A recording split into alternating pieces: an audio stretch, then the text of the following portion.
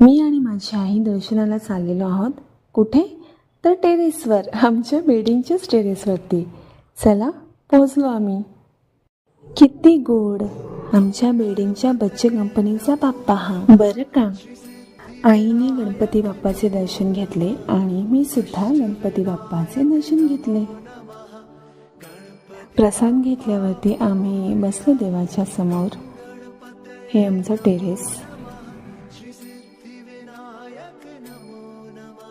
या लहान मुलांनी खूप सुंदर सजावट केली होती.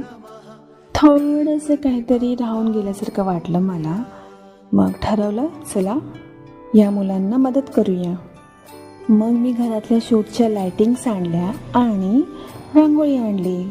लायटिंग्स अरेंज करायला घेतल्या. त्याच्यानंतर मी रांगोळी काढायला सुरुवात केली.